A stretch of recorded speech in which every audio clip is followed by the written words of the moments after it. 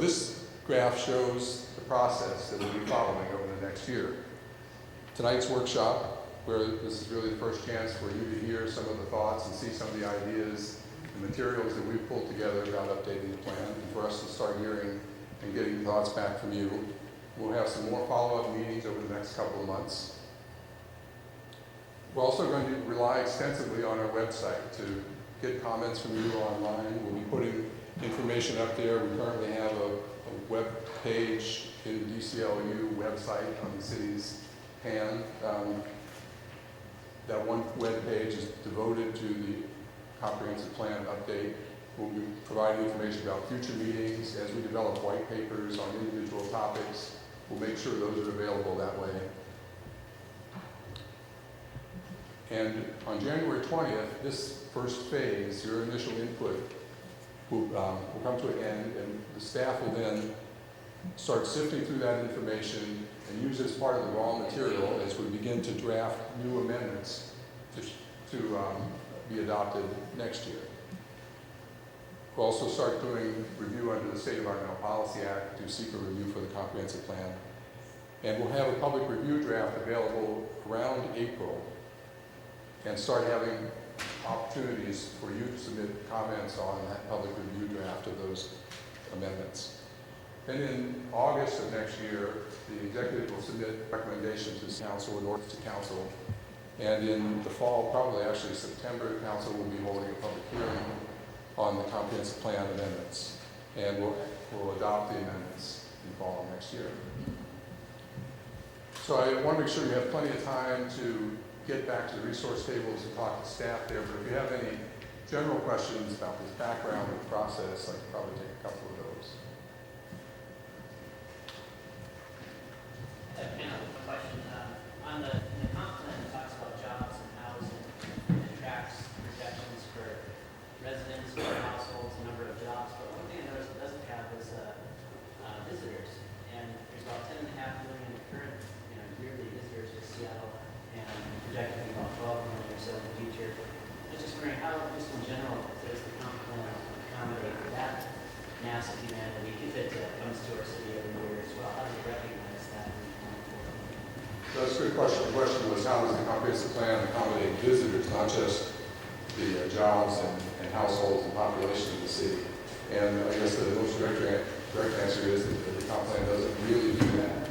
That its primary focus is to show how we can accommodate the permanent growth that's going to be occurring in the city. So the people who live here and the jobs. A lot of those jobs are serving people who are visitors. And so to some extent, the hotels and some of the entertainment facilities that are developed to provide jobs to our residents are addressing visitors, but there is no other way that we get to that. Tom, could you explain briefly the process of coming up with the actual growth, housing and job numbers, and how that's negotiated with the county? Did you say briefly? Or as long as it takes. I'm just saying, the State Office for Financial Management provides population estimate, population forecast to each county. And then within the county, it's up to the county and its cities to determine how that population gets distributed. But that is the amount of population that must be accommodated over the next 20 years in the county.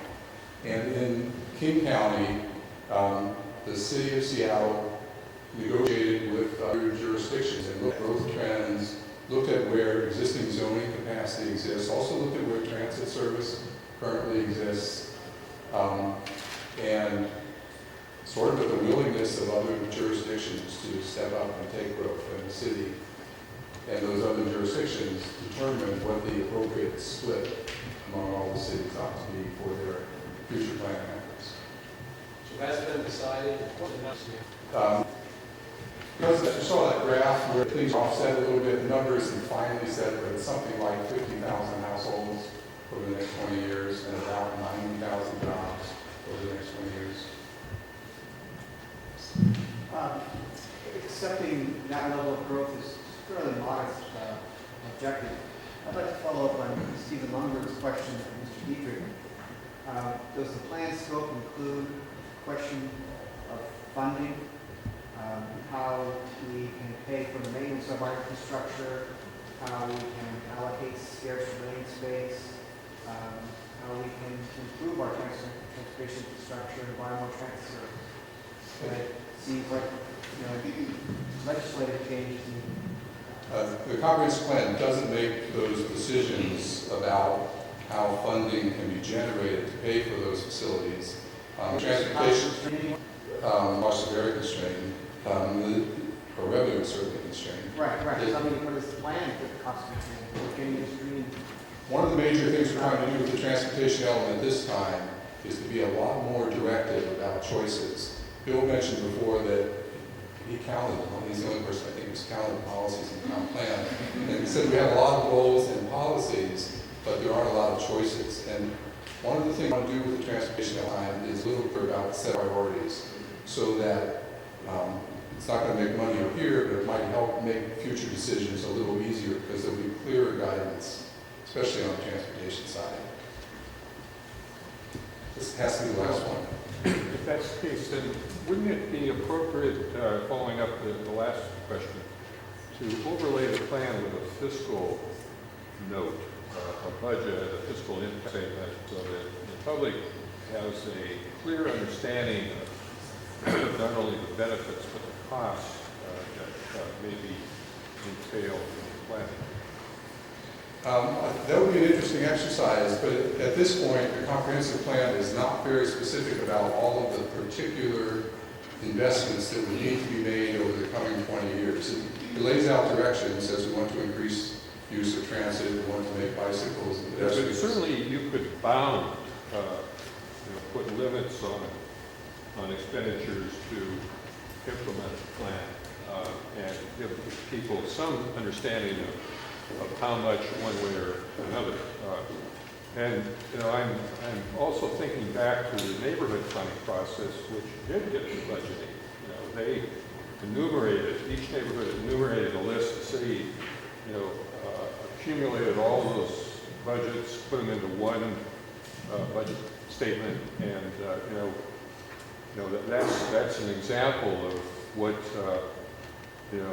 a fiscal note would look like in terms of planning. The neighborhood plans are a good example of doing that. The difference between the comprehensive plan and neighborhood plans is that the neighborhood plans were also preparing at the same time implementation plans. So not only were they describing kind of the aspirational goals and policies about where they wanted to be in the future, but they were coming up with very specific individual tasks and projects that they thought were necessary in the short term to help accommodate that. And so they could name those things. Well, With the city's comprehensive plan, the structure is more that the plan has the goals and policies, and then there are more particular strategic plans developed for different elements of that plan. So that for transportation and for housing, and each of those more particular project-oriented plans could come up with a budget. But the comprehensive plan will be. I understand that approach, but I don't want to belabor the point, but as a member of the public, I would appreciate when I buy into your general planning goals and principles, knowing what it might cost. Okay, thanks.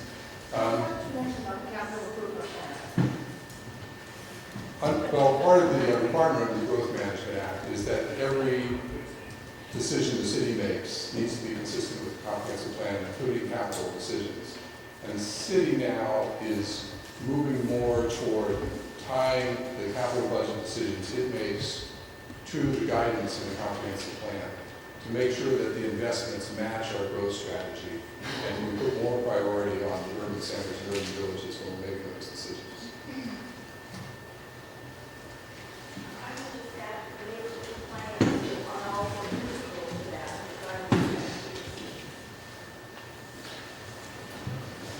So, thanks for your attention, for your questions. Hope you can join staff back at the resource tables and have some literature. Provide comments, ask questions, have conversations with the staff. Make sure you sign in, especially if you want to be on our mailing list, for future meetings or And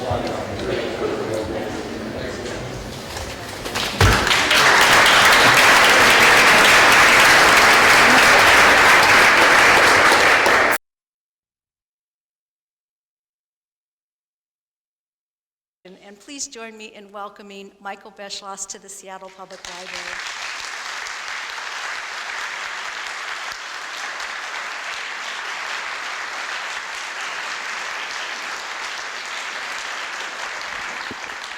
Thank you, Chris. I've never heard anyone more modest about a really nice introduction. Thank you. What Chris didn't warn you about is that people in my line of work who write histories about presidents sometimes become like the people that they write about.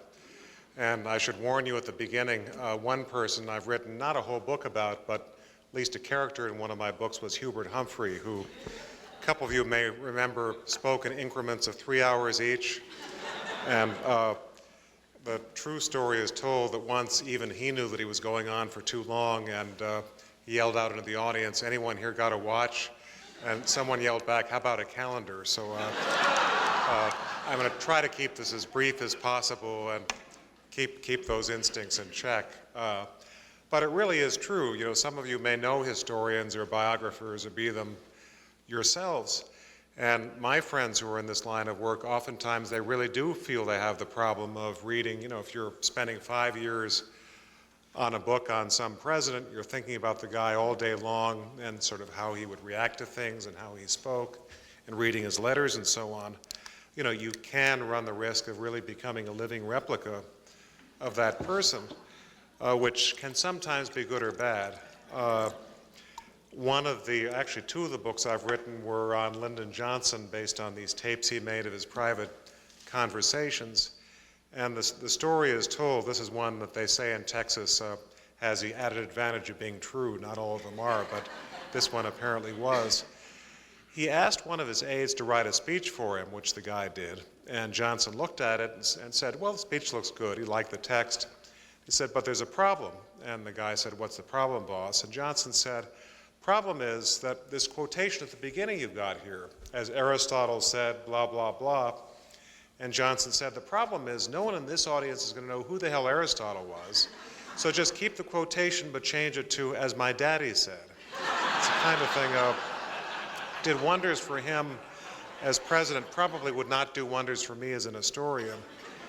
And you know, I always think of the fact that you work hard to try to find things about these people that perhaps were not known in real time, and that's one advantage maybe of writing history and biography as opposed to writing journalism at the time that these people are in current events. Both honorable professions, but you're doing different things.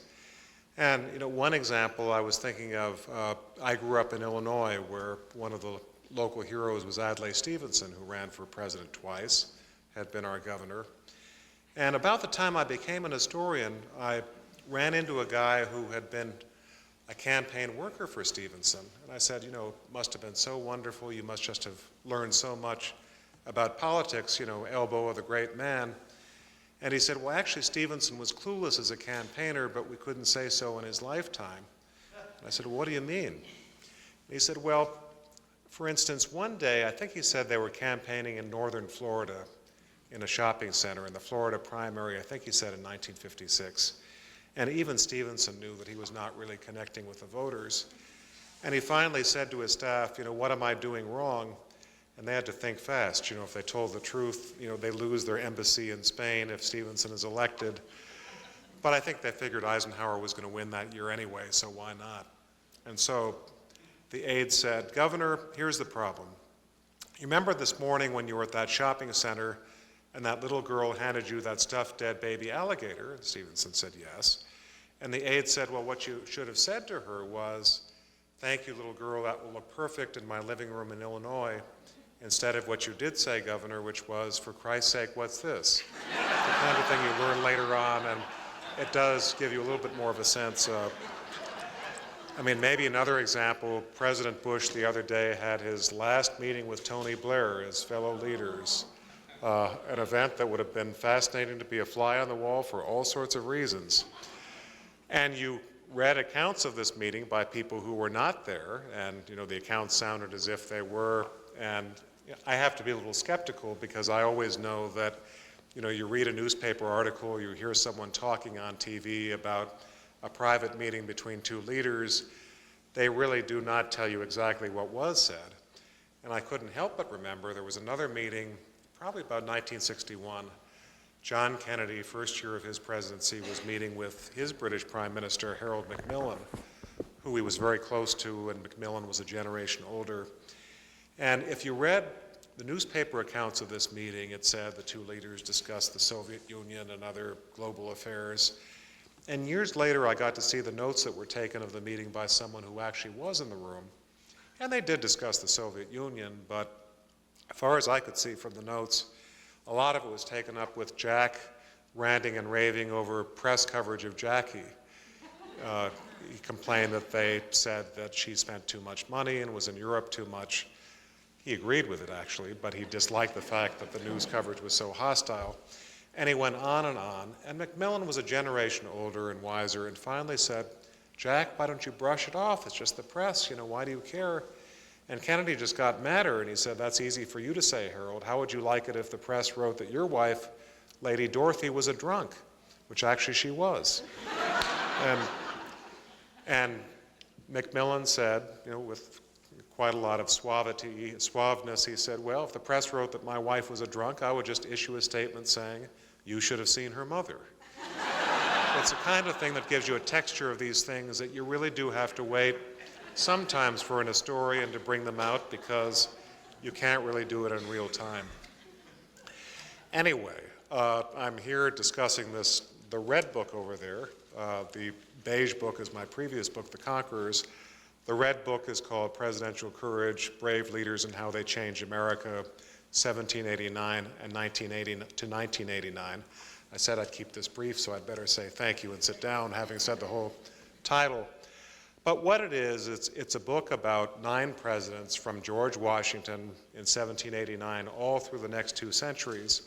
And the idea was to tell stories about these presidents at times when they had to make a decision that was very risky for them. They might have lost their popularity or the next election or even their life in the case of Abraham Lincoln. And what I wanted to do is show what a difference it has made at crucial moments in American history that we had a president who was willing to do this and not just say, I want to stay popular, I want to win the next election, so I just won't let myself do the right thing. And the place this all started was in 1795. That's where I opened the book. I have a scene where George Washington is at Mount Vernon. Anyone here actually been to Mount Vernon ever? Well, actually, a lot of people. A lot of high school trips or family trips. I mean, it's extremely well restored. And you can go to Mount Vernon and see today George Washington's study, perfectly restored. And I begin the book with a scene where Washington is sitting in his study, and he is angry, and he is anxious, and he is tormented. Very different person from the one that at least I normally think of as George Washington. And it was a night of almost biblical rains, and the rain was hitting that tin roof of that house, and the Dove of Peace weather vane was spinning around, and the roads and bridges were all getting washed out by these thunderstorms, the lightning coming down. And the reason why Washington was so upset and angry was that for the first time in his life, he was feeling the blast of public contempt. Huge numbers of Americans were furious at him. And sitting in the study, he was writing letters and reading letters. People were writing him saying, you should be impeached, you should be assassinated. The love for Washington that he was so used to was evaporating. And the thing that maybe made it hardest to take was that Washington knew that he had brought all this on himself, because what had happened was this. In the 6th year of his presidency, Washington had become convinced that there was a real danger that the British were going to invade the United States, and this time they would win. And they would conquer the United States and end this country at the age of about 20 and make the United States once again a colony. And Washington thought, our military is not enough to resist this. The only way I can put them off is to sign a peace treaty with Britain, which he did. He sent John Jay to London, came back with what was called Jay's Treaty. It was revealed to Americans who found a lot of it humiliating. They said, why did we win the Revolutionary War a couple of decades ago, and here we are once again crawling to the British king? And John Jay particularly was vilified. There were effigies burned all over the place. Jay said that he could walk the entire length of the United States at night merely by the light of his burning effigies, which was probably true. And there was a newspaper that had an image of Jay crawling to the British king, saying to him, I'm not going to get this quite right, but it was a poem, in lavish fashion I surpass your majesty with my lavish kissing of your blank. There was a blank in the newspaper rhymed with surpass. But the thing was that George Washington was miserable because he was used to going into a room and the children's faces would light up and everyone would say, there's the hero who unites all hearts. All that was gone. And Washington left the presidency. 2 years later, he died. Martha Washington thought that the heartbreak from people being suddenly so angry at him brought on her husband's premature death. So why did he do it? One reason is he thought he was saving the country, and in retrospect, I think he probably was. But even more than that, as I write, Washington was inventing what I call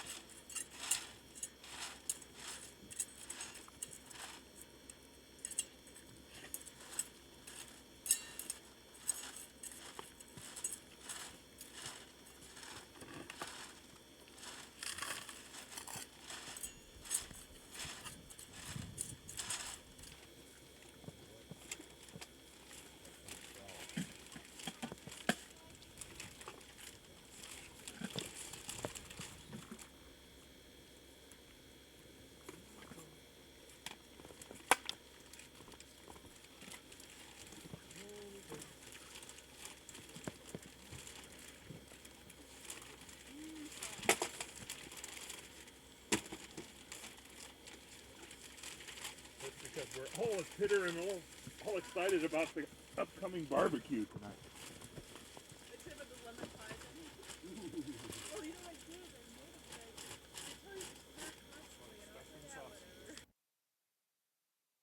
East area of, I guess SeaTac, yeah, SeaTac coming in. Okay, I have a really good shot of that if you want to start talking about it. Okay, great. Well, an important aspect of what we're doing out here is to try to differentiate all the rocks and pieces that we find in our screens. Regular old rocks from things that humans made thousands of years ago. Here's a good example. Here, a flake looks just like a piece of flat, angular rock, but these flakes have certain attributes that make them distinctive as being produced by humans. For example, this has a slightly concaved backside here. You can see this area right in here.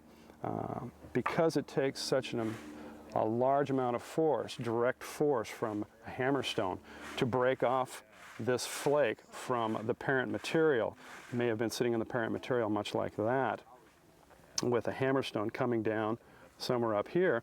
It took so much force to detach this piece from the parent material that it created shatter on the exterior portion, on the dorsal surface here. This generally isn't a natural process. Two rocks, two boulders coming together generally don't tend to occur with such force to create a well-defined flake like this. They can occur, but generally in this setting, it doesn't naturally happen. So basically these attributes of a fairly large size, shatter on the dorsal surface, basic concavity, tend to help indicate that this was a culturally derived piece. Also, flake scars coming across the surface indicate that other pieces, other flakes were detached from